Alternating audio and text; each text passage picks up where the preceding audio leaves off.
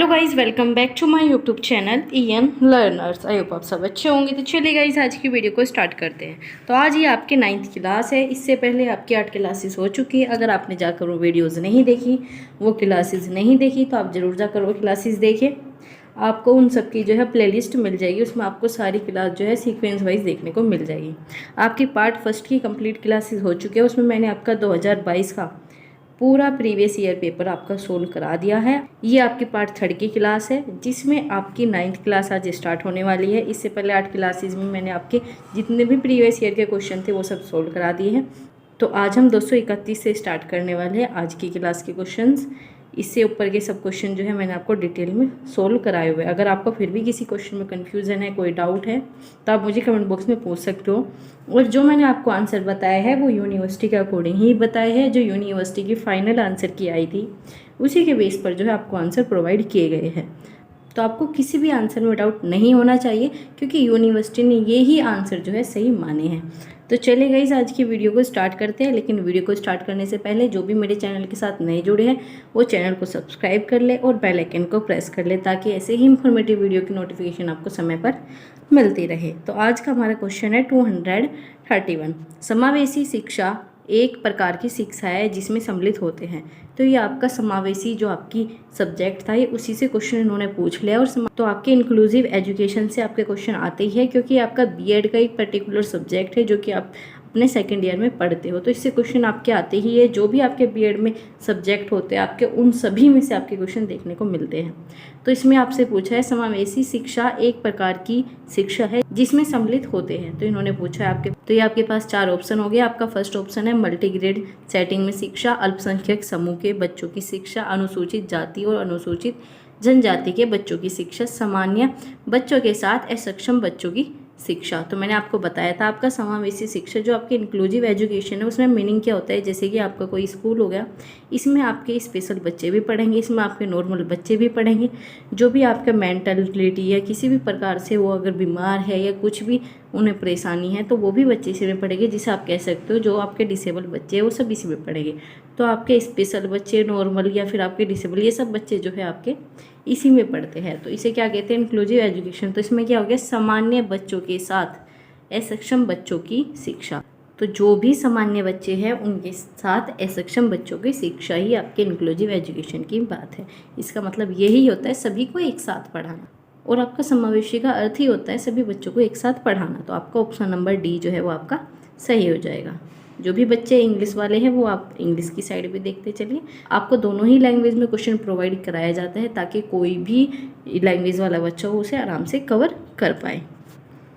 तो आपका अगला क्वेश्चन है, शिक्षा में वैश्वीकरण के कारण किस प्रकार के महत्वपूर्ण परिवर्तन होते हैं। तो आपसे महत्वपूर्ण परिवर्तन पूछे। सबसे पहले आपका लंबवत गतिशीलता, सांस्कृतिक प्रसारण, शिक्षा का आधुनिकीकरण, और आपका फोर्थ है शैक्षिक अवसरों की समानता। तो आपके जहाँ पर भी अवसरों की समानता, यही आपका वैश्वीकरण, यही आपका ग्लोबलाइजेशन का ही मीनिंग है, जिसमें आप पूरे वर्ल्ड को एक साथ लेकर, उसमें क्या मतलब होता है, आपकी जो एजुकेशन है वो सभी को इक्वली रूप से आपको करानी है। तो आपका डी ही सही हो जाएगा। बाकी जो ये 3 ऑप्शन है ये इससे आपके रिलेवेंट भी नहीं है, तो आपके ये नहीं होंगे। आपका इसमें सीधा का सीधा आपका डी ऑप्शन जो है वो सही हो जाएगा। अगले देखते हैं, किसी संस्था की प्रभावी योजना के लिए उपलब्ध संसाधनों का उपयोग करने के लिए प्रयास किए जाने चाहिए।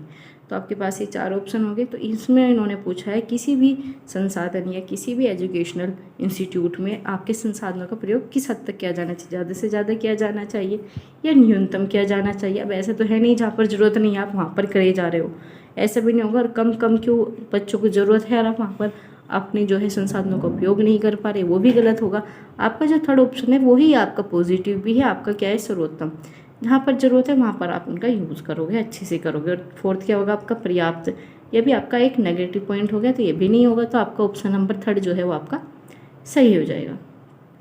अगला देखते हैं, शिक्षा में वित्तीय प्रबंधन मुख्य रूप से संबंधित है। तो इन्होंने आपके पास ये 4 ऑप्शन पूछा और इन्होंने आपका पूछा है वित्तीय प्रबंधन किससे संबंधित है। लाभ हानि से। आपके एजुकेशन में हम लाभ हानि को इंक्लूड नहीं करते, तो ये नहीं होगा। अच्छे निवेश, हम अच्छे निवेश से भी आपके शिक्षा को नहीं जाती। अच्छे निवेश से मतलब है कि आप किसी चीज़ में इसलिए वो कर रहे हो इन्वेस्टमेंट ताकि आपको अच्छा निवेश मिले, ऐसा नहीं होता। आप शिक्षा के फील्ड में ज़्यादा से ज़्यादा आप लाभ पर फोकस नहीं करते, आप प्रभाव पर फोकस करते हो, तो आपका बी नहीं होगा। बैंकों से ऋण लेना या अपने आप में ही नेगेटिव पॉइंट है। जो आपका फोर्थ पॉइंट है, कोष की प्राप्ति और उपयोग, यही आपका वित्तीय प्रबंधन के मुख्य रूप से संबंधित होता है। आप कोष की प्राप्ति कितनी कर रहे हो और उसका उपयोग किस तरीके से कर रहे हो, यही आपका शिक्षा के फील्ड में वित्तीय प्रबंधन से जुड़ा हुआ होता है। तो आपका ऑप्शन नंबर डी जो है वो आपका सही हो जाएगा। अगला देखते हैं, विद्यार्थियों के लिए क्षेत्र भ्रमण महत्वपूर्ण है क्योंकि आपसे पूछा है जो बच्चे को हम फील्ड विजिट कराते हैं, जो भी आपके फील्ड ट्रिप्स होती है उन पर बच्चों को लेकर जाते हैं, क्यों लेकर जाया जाता है। आपका ऑप्शन नंबर ए जो है आपका क्षेत्र भ्रमण का आयोजन आसान होता है, तो ये चीज़ें आपकी नहीं होती शिक्षा में। अगला है, यह शिक्षार्थियों को व्यवहारिक अनुभव प्रदान करता है। आपका थर्ड है, यह शिक्षा से संबंधित जानकारी को एकत्रित करता है, ये आपका सही हो सकता है। लेकिन आगे देखते हैं, यह शिक्षकों में कड़ी मेहनत तथा समर्पण की आदत को विकसित करता है, तो ये सब चीज़ें नहीं है वहाँ पर कड़ी मेहनत करने के लिए, वहाँ पर किसी भी बच्चे को फील्ड ट्रिप पर नहीं लेकर जाते। इसमें आपको दो ऑप्शन में जो है कन्फ्यूजन होना चाहिए, बी और सी।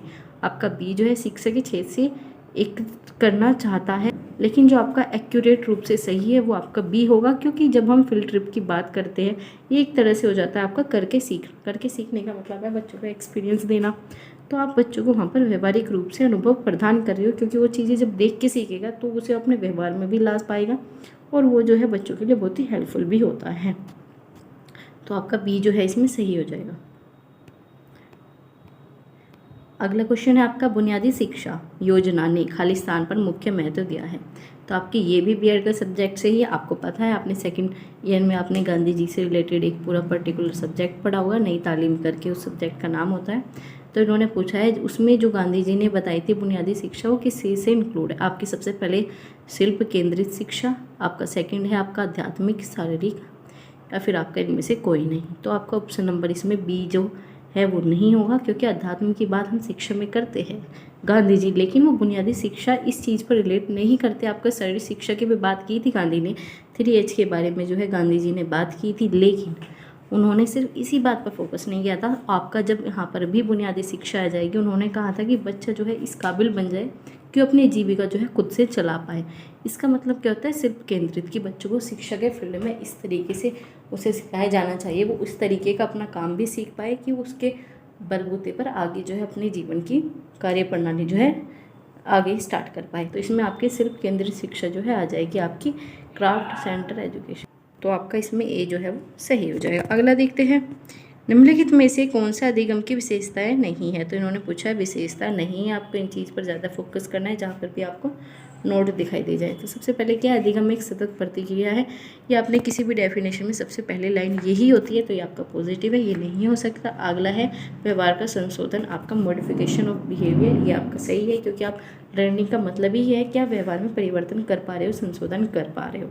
अगला है आपका अधिगम हमेशा सकारात्मक होता है। इससे अगला है आपका अधिगम विकास और समस्या समाधान की एक प्रक्रिया है, ये भी आपका सही है। लेकिन जहाँ पर भी आपको किसी भी चीज़ में आपको एक तो हमेशा दिखाई दे जाए, वो आपका नेगेटिव पॉइंट में चला जाता है।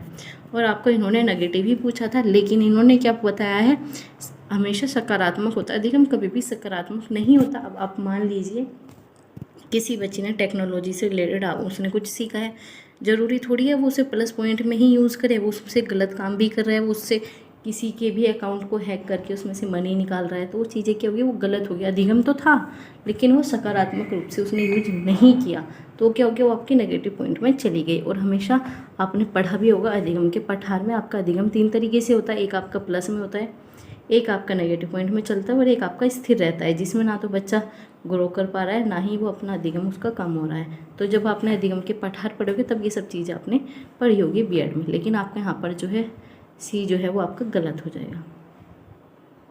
तो आपका सी आंसर इसमें हो जाएगा। अगला देखते हैं, निम्नलिखित में से कौन सा सेक्शन पूर्व सक्रिय चरण की गतिविधि नहीं है। तो इन्होंने पूछा है जब आप किसी भी अपनी टीचिंग करते हो उसमें आपका प्री एक्टिव फेज कौन सा नहीं है। तो आपके पास ये 4 ऑप्शन होंगे। सबसे पहले क्या, लक्ष्य और उद्देश्य को निर्धारित करना, ये आपको करना ही होता है। जब को आपको ये नहीं पता लगेगा कि आपके लक्ष्य क्या है, आपके उद्देश्य क्या है, तब तक आप किसी भी टीचिंग को अच्छे से नहीं कर पाओगे। तो आपका सबसे पहले बता दिया जाता है कि आप 5th क्लास के बच्चों को पढ़ाने वाले हो, तो आप उसी के अकॉर्डिंग जो है अपने लक्ष्य निर्धारित करते हो। अगला है आपकी सामग्री चयन। आप उसी के अकॉर्डिंग जो अपनी सामग्री भी चयन करते हो कि आपको किस किस चीज़ों का आपको सिलेक्शन करना है। अगला है आपका निर्देशात्मक विधियाँ। जो आपका मेथड होता है वो आपको कौन सा अपनाना है। जब आप 5th क्लास के बच्चों के उसमें जा रहे हो तो आप वहाँ पर लेक्चर मेथड का तो यूज़ नहीं करोगे। तो ये सब चीज़ें आपकी किस बेस पर आती है, ये आपकी प्री एक्टिव फेज़ में ही आपके इंक्लूड होती है। लेकिन जहाँ पर आपने शिक्षण को शुरू कर दिया वो आपका प्री एक्टिव फेज़ नहीं होता टीचिंग का, वो आपका पूर्व सक्रिय चरण की गतिविधियों में नहीं आता। तो आपका डी ही इसमें सही हो जाएगा। ये आपका जो है एक्टिव फेज़ में माना जाता है। आपका डी जो है इसमें सही हो जाएगा। जब आपने माइक्रो टीचिंग की होगी तो आपको सब चीज़ें इसमें बता दी गई होगी। ये सब चीज़ें आपके वहीं से रिलेटेड है। अगला देखते हैं, निम्नलिखित में से कौन सा शिक्षण का मनोवैज्ञानिक सिद्धांत नहीं है। तो इन्होंने पूछा है कौन सा नहीं है।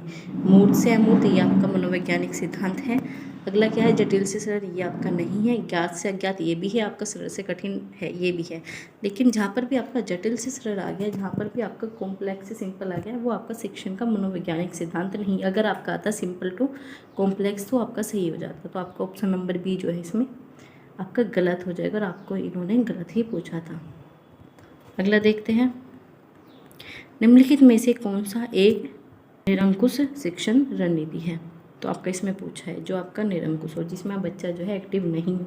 चर्चा विधि में बच्चा एक्टिव होता है, अनुमानी विधि में भी बच्चा एक्टिव होता है, और इसमें आपका ए ही होगा, क्योंकि कथन जब आप किसी को भी अपने स्टोरी टेल करते हो तो आप उसमें एक ही पार्ट जो है एक्टिव रहता है। अगर टीचर किसी बच्चे को स्टोरी सुना रहा है तो सिर्फ उसमें वो ही एक्टिव होता है, बच्चे जो है पैसिव रूप में वहाँ पर चुपचाप बैठ के सुनते हैं।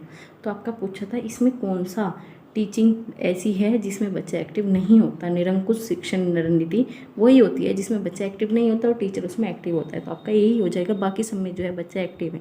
जहाँ पर भी आपका डिस्कशन आ जाता है वहाँ पर वो दोनों ही पार्ट में डिस्कशन होता है। उधर टीचर भी बात करते हैं और उधर जो है स्टूडेंट भी बात करते हैं। ह्यूरिस्टिक मेथड में तो आपके सभी जो है प्लस पॉइंट में जाता है। इसमें आपके बच्चों के सभी आप सर्वांगीण विकास पर फोकस करते हो। तो आपका इसमें जो है आपका ए जो है वो सही हो जाएगा। तो ये आज के क्वेश्चन थे।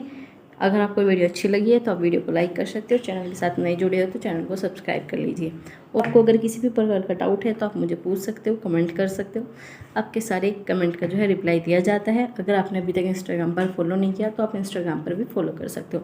और आप टेलीग्राम चैनल को तो ज़रूर ज्वाइन कर लीजिए, क्योंकि वहाँ पर आपको बहुत सारी इन्फॉर्मेटिव वीडियोज़ की अपडेट, आपको PDF, आपको बहुत सारे नोटिस जो है वहाँ पर शेयर कर दिए जाते हैं। तो आप टेलीग्राम चैनल को जरूर ज्वाइन कर लीजिए। और जब ये सब क्वेश्चन जो है आपके डिस्कस हो जाएंगे तब मैं इसकी PDF जो है आपको टेलीग्राम चैनल पर दे दूँगी। आप वहाँ पर इनकी दोबारा से प्रैक्टिस कर सकते हो। और इसके अलावा भी वहाँ पर लास्ट 2 ईयर्स के जो है प्रीवियस पेपर अपलोड है, आप जाकर वहाँ पर देख सकते हो। वहाँ पर 2021 का भी प्रीवियस पेपर मैंने डाला हुआ है और 2020 का भी वहाँ पर डाला हुआ है, और 2022 का इसके फर्स्ट पार्ट की PDF है वो भी वहाँ पर मैंने अपलोड कर दिया। आप जाकर वहाँ पर चेक कर सकते हो। तो बस आज की वीडियो में इतना ही था। आपको वीडियो अच्छी लगी हो तो आप वीडियो को लाइक करें, अपने दोस्तों के साथ शेयर करें। Thanks for watching. Keep learning, keep supporting EN learners.